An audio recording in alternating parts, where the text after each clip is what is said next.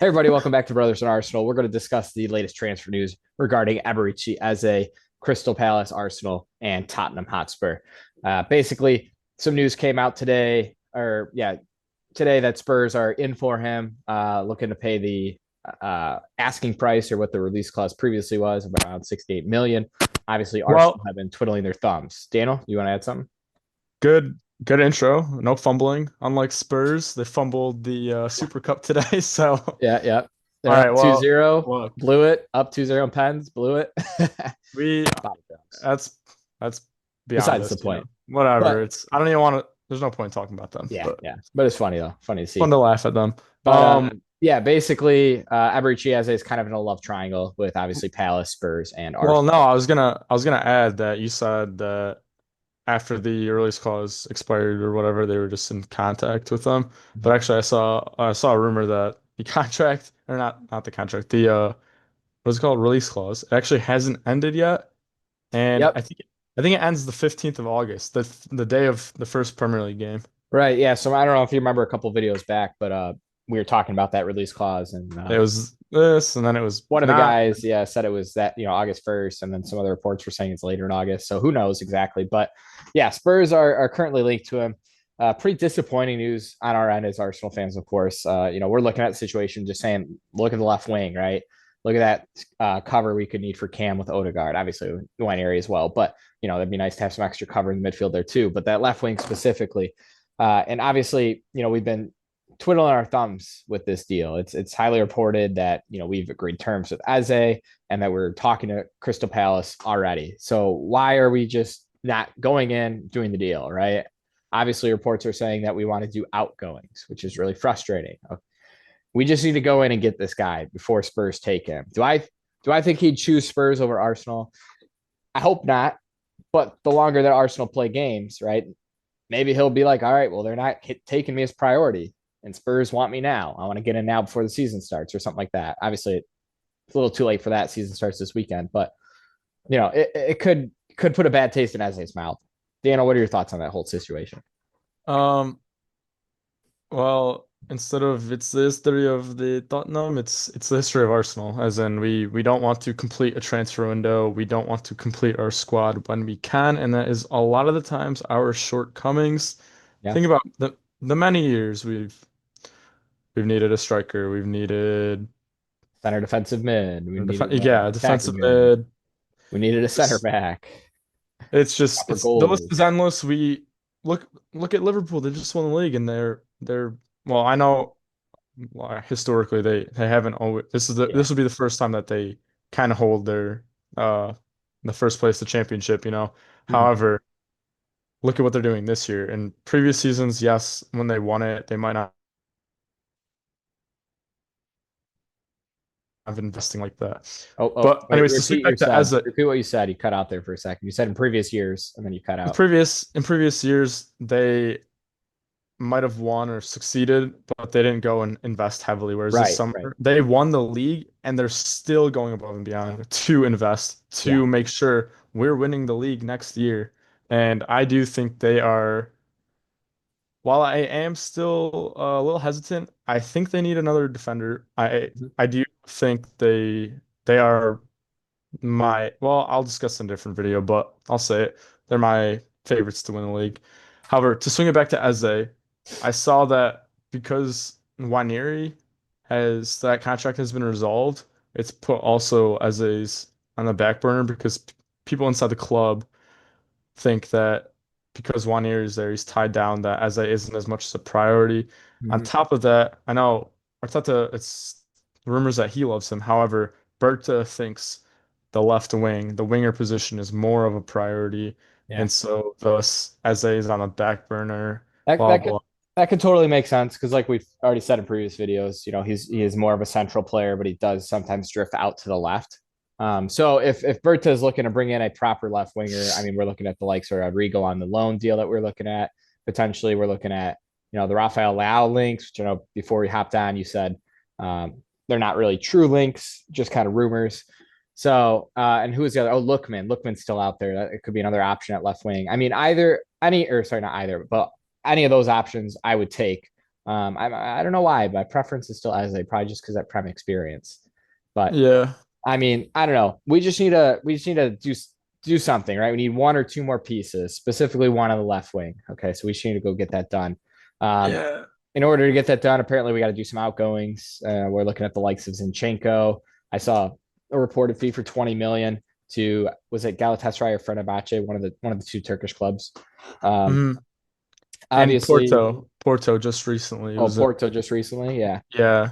And then obviously Kivior could be one of those on the chopping block. I'd prefer to keep him, but if we do get the likes of 35 to 40 million, I could, I could bite that, right? I could say, okay, fine, 35 to 40 million for him, not bad. We got him for what, 15 or 20 million, something like that. I think like So 20. yeah. I think I do think Kivior will stay because that guy that we actually haven't spoken about yet, Jacket Jacquet, the French guy or Oh yeah, plays in Ligue 1. I think it's stated that he said he wants to stay another season to get more experience, yeah. but Okay. he's like accepted that he wants to go to Arsenal and it'll be easy for us to get him most likely unless he performs extremely well and then Real Madrid or whoever else wants to sway his mind. Right. Um, And then real quick, just a couple more guys that we do need to get rid of: Reese Nelson, Fabio Vieira, right? Carl Hines. So hopefully we can get some movement on those guys, get them in, so we can finally get that missing one or two pieces in the team. Obviously, yeah, we said that left wing as priority. so we had an issue with this because we were paying uh old experienced players way too much and they weren't cutting it for us. They weren't doing anything and they didn't want to leave. So we had to negotiate for them to leave for free, for nothing, just to terminate their contract. Now we're in a different issue, but similar, where these fringe players, they want to stay. They're on good money and they want to stay. Although some of them say they want first team football, i.e. Zinchenko. Yeah, I'm Right. talking to you. I love him. He says he's a gooner at heart. Yeah. This is Did a boy great job club. for us for a couple of years. Yeah, but he can't. I don't. I'll be honest. I've only seen a lot of the tweeted stuff. But he says like he wants to play. Okay, well you're not playing, so go somewhere else. Gotta go. No offense, because he doesn't think he can cut it. He's talking about his daughters and saying like, oh, where's daddy? He's right there. He's not playing. Oh, and that makes him feel bad. Well, and then his wife too and stuff like that. Yeah. It's like Well, if you want to play, go move. we Make the moved move. past you. Sad, yeah. I mean, I it's don't sad know. truth. The team evolved, and we no longer need him. Scully does come in and do a better job than he even ever did, to be honest. Potentially, you could argue that. And then we got Calafiore. We got uh, why I'm blanking. Who else is out there? Oh, Timber could play out there. So we got a plethora of players that Yeah. can play that left back position. So yeah, like you said, they just got to move on. If they want first team football, you got to move on. Sorry, you got to take a pay cut. It's It's not really our problem if you want to play first team football. it's yeah, it's conflicting too because it's like I don't understand why give this interview? I think it was with Gunner Blog just to reference it. Why give this interview? Because if you want to stay and then you're not I don't remember exactly how you phrased it, but like you're not bashing Arteta, but like you're saying like these weird comments, Yeah, but you want to stay, you want game time, but you know you're not going to get the game time you want. Anyways. yeah, yeah. Anyways, well, to wrap up the Oh, video. Oh, yep. yes, I have a question, but one last point. Okay. Okay, everyone said we needed a striker. However, with the market, a lot of people, it was debated at the beginning of the window, what is more essential? What has better quality out there? The striker market or the winger market? And a lot of people did debate that our left wingers is what I'm speaking about. Left wing position is it wasn't fully, a lot of people think it was fully striker that we need to upgrade over the winger. However, it was like a close between the two. Mhm. And the fact that this was an essential position and we still haven't signed anyone is Yeah, is yeah. disheartening and And then it's and looking then bleak. I was saying that you look at the fact that we dropped 50 million on Medweke so quick and so fast, and then we still haven't resolved the issue, which, based on his recent performances, out in the left wing. Maybe that's what they were thinking the whole time, but that's just unacceptable in my opinion. So I don't know. Yeah. Berta on fraud watch a little bit, but A little bit. He's done a fantastic job, but yeah, there's some questions there. But anyways, you want to wrap this up? Oh, there is, but if you I'll talk about it in the next video. what? Let me uh with Berta, some points have been raised and some of them are true. We can do a Um Berta video.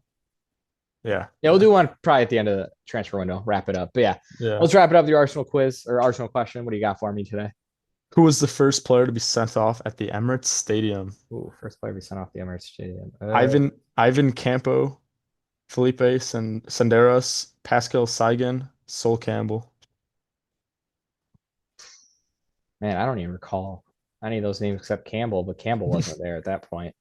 Um, I'll go Pascal Saigan. It was a Ivan Campo. Ah, okay. Don't Interesting. have a bloody clue who that Yeah, is, I didn't know mate. those ones. Uh, Well, anyways, thank you guys for turning in. As always, please, like and subscribe, share the video, leave your comments down below. We're always reading them off. Shout out to a few people have been making comments recently. I've been replying back for Dana and I. I got a couple other people, subscribing, some new subscribers. So welcome to the community.